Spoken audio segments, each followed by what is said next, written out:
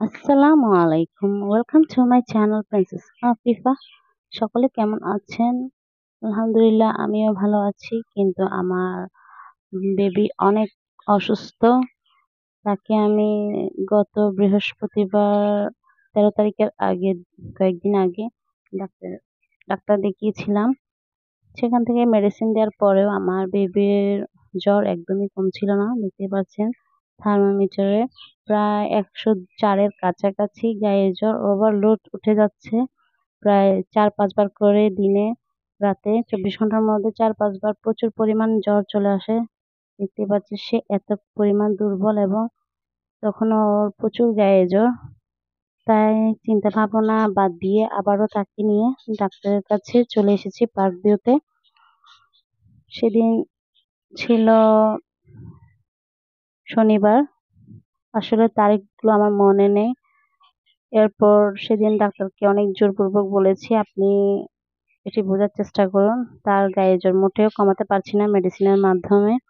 আসলে তাকে টেস্ট দেওয়ার দরকার। ডাক্তারকে অনেক বুঝিয়ে সুঝিয়ে ডাক্তার পরে টেস্ট দিতে রাজি হয়েছেন।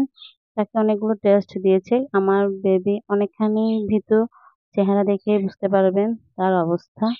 যখন তাকে ল্যাবে নিয়ে গিয়েছি সে একদম ভয়ে, মানে ওর ফেস দেখার মতো ছিল না। যখন সে সুইচ গুলো দেখছিল সে বারবার বলছে আমার ব্যথা লাগবে, আস্তে করে দেন, আমি ব্যথা পাবো। আমি বারবার তাকে কনফিডেন্ট দেওয়ার চেষ্টা করছি যাতে সে ভয়টি কাটিয়ে উঠতে পারে। আমার বেবিকে এই ফার্স্ট টাইম হাসপাতালে নিয়ে টানাটানি করতে হয়েছে। অন্যান্য সময় যখন সে ছোট ছিল তাকে নিউমোনিয়ার ইঞ্জেকশন দিয়েছি, তো বামে দেওয়া হয়েছে ইঞ্জেকশনগুলো। এভাবে তার ব্লাড নেওয়া হয়নি সিরিঞ্জ দিয়ে। সেই সিরিঞ্জগুলোকে এত খাদ্য পরিমাণে ভয় খাদ্য পাচ্ছে তা বলার মতো না। একটু আমি দেখবেন। বারবার সে বলছে মাম্মা আমার পাশে থাকেন, আমার ভয় করছে। প্রকাশ্যে যথারীতি কান্না করে দিচ্ছে, দেখতে পাচ্ছেন। আমি প্রপার ম্যাম নিতে পারিনি আমার দিকে যেহেতু তাকান। ভিডিওটি চালু ছিল মোবাইলে। কিছু হয় নাই। তাই এতটুকু পরিমাণে উঠেছে। সে অনেক কান্নাকাটি করছিল। আমি তাকে চুপ বন্ধ করে রাখো।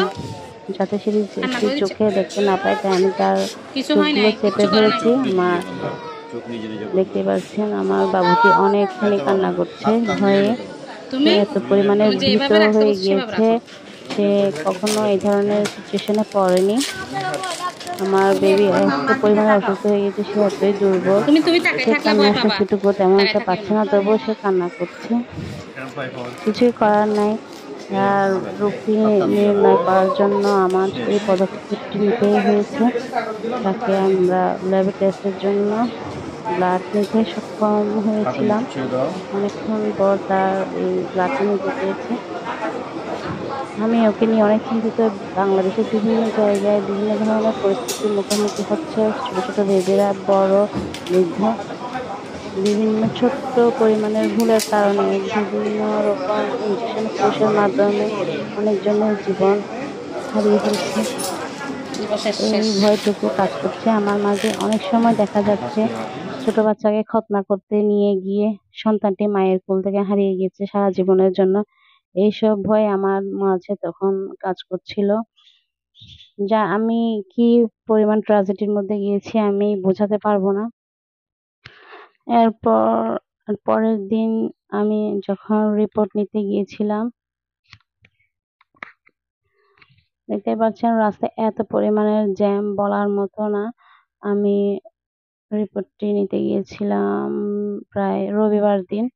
এরপর রবিবার দিন রাতে এত পরিমাণে জ্যাম ছিল।